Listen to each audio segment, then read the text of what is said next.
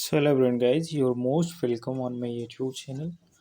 ये हमारा दूसरा वीडियो है, पार्ट 2 है संविधान निर्माण की प्रक्रिया का। इसके पहले हमने संविधान निर्माण की बेसिक चीज़ें देखी थी। आज हम लोग और आगे बढ़ेंगे। संविधान सभा की संरचना की अगर हम बात करें तो हमारी जो कॉन्स्टिट्यूशनल असेंबली थी उसमें कुल 389 सीट्स थी और जिसमें से 389 में से 296 निर्वाचित सदस्य थे और 93 नामी सदस्य थे जो कि देसी रियासतों से आए हुए थे। कहाँ से आए हुए थे? देसी रियासतों से आए हुए थे। 292 जो थे वो गवर्नर शासित प्रांत से थे और 4 कमिश्नरी प्रांत से थे। आंशिक नामित या निर्वाचित जिसे हम बोलते हैं वो देसी रियासतें थी। ब्रिटिश प्रांत से जो थे वो निर्वाचित थे। अप्रत्यक्ष निर्वाचन पद्धति का इस्तेमाल किया गया था। इस अप्रत्यक्ष निर्वाचन पे बहुत प्रश्न पूछे जाते हैं कि संविधान सभा का जब निर्वाचन हुआ तो उसमें कौन सी विधि का प्रयोग किया गया था, तो वो अप्रत्यक्ष निर्वाचन पद्धति का प्रयोग किया गया था और एक प्रतिनिधि के पीछे 10 लाख लोगों का समर्थन था। 10 लाख लोगों समर्थित थे एक प्रतिनिधि के लिए। कुछ और भी तथ्य हैं जैसे कि जो संविधान सभा बनी तो संविधान सभा में लगभग सभी वर्ग शामिल हुए, लेकिन हैदराबाद के जो निज़ाम थे वो इस प्रतिनिधि मंडल में शामिल नहीं हुए। मतलब क्या है कि हैदराबाद रियासत के जो प्रतिनिधि थे वो उसमें शामिल नहीं हुए।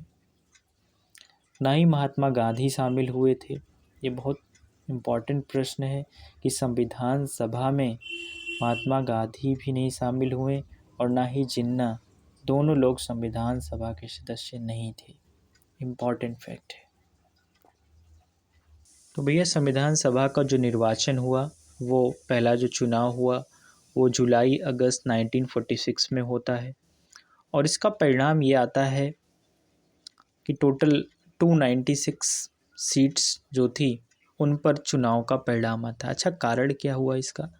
क्योंकि यहाँ पर तो हमने देखा टोटल 389 सीट्स थी, बट ये चीज़ें ऐसी क्यों हुई? बिकॉज़ यहाँ पे इंडिया पाक का विभाजन हो जाता है, भारत पाकिस्तान का, तो इसलिए इतनी ही सीटों पर चुनाव होता है जिसमें से 208 सीटें कांग्रेस को मिलती है, 73 सीट्स मुस्लिम लीग को मिलती है और 15 जो थी सीट्स वो देसी रियासतों और अन्य को मिलती हैं। तो ये चीज़ पूछा जाता है कि विभाजन के बाद कुल कितनी सीटें थीं, तो 299 थी।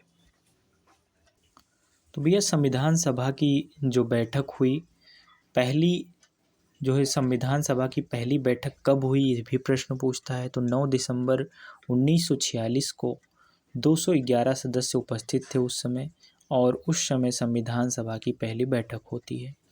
इस बैठक के जो अस्थायी अध्यक्ष थे वो डॉक्टर सच्चिदानंद सिन्हा जी थे, स्थायी अध्यक्ष डॉक्टर राजेंद्र प्रसाद जी थे और उपाध्यक्ष HC मुखर्जी थे और संवैधानिक सलाहकार VN राव थे। ये बात पता होनी चाहिए। संवैधानिक सलाहकार कौन था भैया? VN राव। पहली बैठक कब हुई? 9 दिसंबर 1946 को हुई। अस्थायी अध्यक्ष कौन थे? डॉक्टर सच्चिदानंद सिन्हा। अस्थायी अध्यक्ष डॉक्टर राजेंद्र प्रसाद, उपाध्यक्ष HC मुखर्जी और संवैधानिक सलाहकार कौन था बेटे? VN राव। ठीक, देखो संविधान के अधिवेशन और सत्र पे भी क्वेश्चन आता है। देखो यहाँ पर लिखा है कुल 11 अधिवेशन, लेकिन एक बार क्वेश्चन यूपी PCS में आया था तो वहाँ पर आंसर उसने 12 अधिवेशन माना था, दोनों से ही 11-12। ठीक, पहला अधिवेशन कब हुआ? 9 से 23 दिसंबर 1946 को, इस पर भी क्वेश्चन आ चुका है। और लास्ट अधिवेशन कब हुआ? इस पर भी क्वेश्चन आ चुका है। 14 से लेकर 26 नवंबर 1949 तक अंतिम अधिवेशन चलता है। प्रेस और जनता को भाग लेने की आज़ादी थी। कुल समय लगा 2 साल 11 महीना 18 दिन बनने में और कुल खर्च लगभग 64 लाख रुपए लग गए संविधान को बनाने। ठीक, कुछ और भी फैक्ट्स हैं उनको जान लेते हैं। कुल 15 महिला सदस्य थी। इस पे भी क्वेश्चन PCS में पूछा है। सुचित्रा कृपलानी हुई जो कि पहली महिला CM थी यूपी की।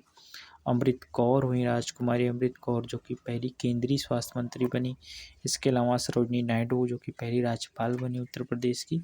तो ऐसी कुल मिलाकर के 15 महिला सदस्य जो हैं वो संविधान सभा में शामिल हुई थी।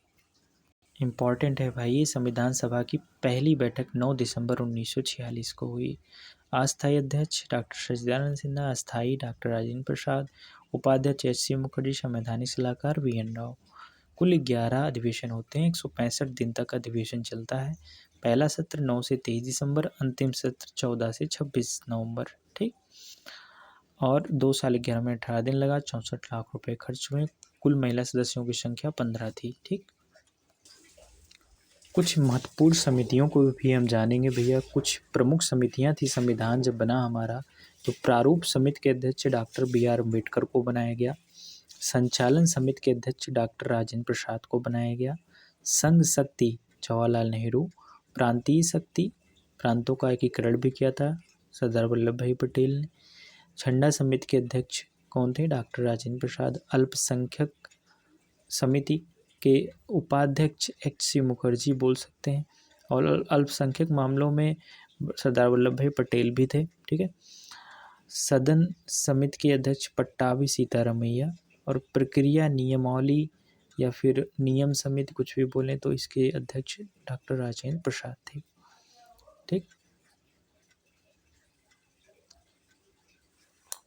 प्रारूप समिति की बात करें, प्रारूप समिति के कुल 7 सदस्य थे। डॉक्टर बी आर अम्बेडकर जो कि भारतीय संविधान के जनक थे, है ना, ये प्रारूप समिति के मुख्य अध्यक्ष थे। इनको लेकर के कुल 7 सदस्य थे। एक तो कृष्णा स्वामी अय्यर, एक गोपाल स्वामी अयंगर, सादुल्ला खान, बी एल मित्र स्टार्टिंग में थे, बट बाद में एन माधवराव को सदस्य बनाया जाता है।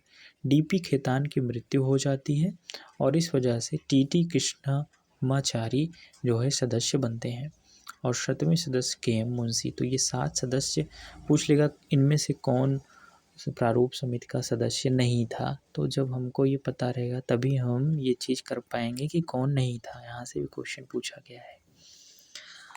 ठीक है। संविधान सभा के अन्य कार्यों की बात करें तो राष्ट्र ध्वज को अंगीकृत किया गया था 22 जुलाई 1947 को, और डिज़ाइन किसने किया था? पिंगली वेंकैया। बहुत बार क्वेश्चन पूछा है कि हमारा जो राष्ट्र ध्वज तिरंगा झंडा है उसको किसने डिज़ाइन किया? पिंगली वेंकैया ने। राष्ट्र ध्वज अंगीकृत किया गया था 22 जुलाई 1947 को। ठीक है। राष्ट्रगीत और राष्ट्रगान ये कब बना? 24 जनवरी 1950 को राष्ट्रगीत और राष्ट्रगान हमारा बन गया। ठीक है। राजेंद्र प्रसाद पहले राष्ट्रपति बनाए गए। ठीक है। और 284 सदस्यों का संविधान पर हस्ताक्षर हुआ। ठीक,